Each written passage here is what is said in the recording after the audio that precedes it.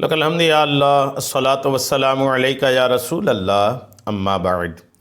سلسلہ ہے ناظرین کی طرف سے پوچھے گئے سوالوں کے جواب پیش کرنے کا۔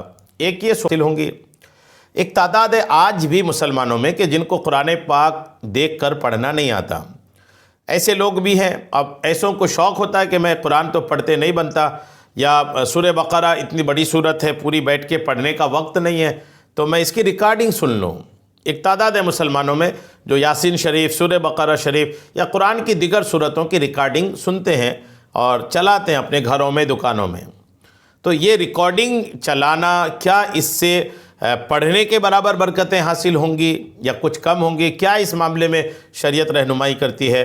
آئیے جواب توجہ کے ساتھ سنیے۔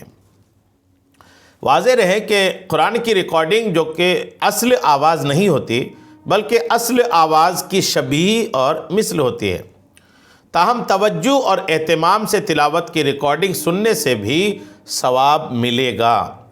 لہٰذا اگر کوئی شخص موبائل وغیرہ کے ذریعے خاموشی، توجہ اور دیگر آداب کی رعایت کے ساتھ قرآن کریم کی تلاوت سنے گا تو اسے اس پر ثواب بھی ملے گا۔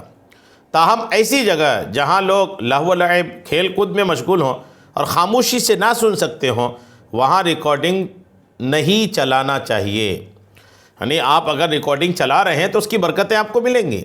سورہ بقرہ آپ روزانہ اپنی دکان یا مکان میں چلا رہے ہیں، بالکل آپ کو قرآن پاک کی ریکارڈنگ کی برکتیں، چلانے کی برکتیں ملیں گی، قرآن کا فیض ملے گا۔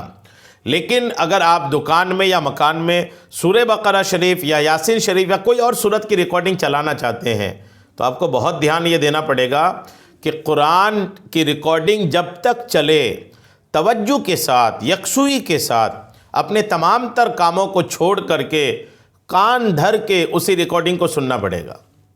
دکاندار لوگ کیا کرتے ہیں؟ ریکارڈنگ چلا دی، اپنے کام کر رہے ہیں، گاہک آ رہے ہیں اس کو بھی نپٹا رہے ہیں، گاہک سے بات بھی کر رہے ہیں، مول بھاؤ بھی کر رہے ہیں، اور ادھر قرآن پاک کی ریکارڈنگ چل رہی ہے۔ اس کی اجازت نہیں دی جائے گی۔ یوں ہی بعض گھروں میں بھی یہ ہوتا ہے کہ بعض گھروں میں گھر والے صبح اٹھے اور قرآن پاک کی ریکارڈنگ چلائے اور پھر گھر والے اپنے سارے کام میں لگے ہوتے ہیں، سارے کام بھی ہو رہے ہیں اور قرآن پاک کی ریکارڈنگ بھی لگی ہوئی ہے۔ اس کی بھی اجازت نہیں دی جائے گی۔ جہاں پر بھی قرآن پاک کو آپ توجہ کے ساتھ نہیں سن پائیں، وہاں پر قرآن پاک کی ریکارڈنگ لگانے کی اجازت نہیں دی جائے گی۔ جہاں پر آپ کے ساتھ یہ ہو کہ ابھی کوئی گاہک نہیں آئے گا، صبح جلدی دکان کھول لیے اور ابھی کوئی گاہک نہیں آئے گا تب تک آپ کوئی قرآن پاک کی صورت کی ریکارڈنگ سن لیے، اور مثال کے اور اگر یہ ہو گیا کہ نہیں اب ریکارڈنگ چلی رہی تھی کہ کوئی گاہک آ ہی گیا ہے تو کیا کرے؟ یہ کر سکتا ہے کہ تلاوت میں جہاں پر آیت ختم ہوتی ہے یا جہاں پر آپ نے سننے، کئیوں کو آیت بھی سمجھ میں نہیں آتی، تو یہ دیکھیں کہ آپ جو ریکارڈنگ تلاوت کی سن رہے ہیں وہ جہاں پر سانس لیں، رکیں، وہاں پر اس کو روک دیں، اور گاہک کو نپٹا کر کے پھر توجہ کے ساتھ سننے کے لیے دوبارہ ریکارڈنگ وہیں سے آگے چالو کر لیں۔ یہ بھی آپ کر سکتے ہیں، لیکن یہ نہیں کر سکتے کہ ریکارڈنگ بھی چلتی رہے اور آپ اپنی بات بھی کرتے رہیں، ریکارڈنگ بھی چلتے رہے، گھر والے اپنے کام بھی کرتے رہیں۔ اس کی اجازت نہیں ہوگی۔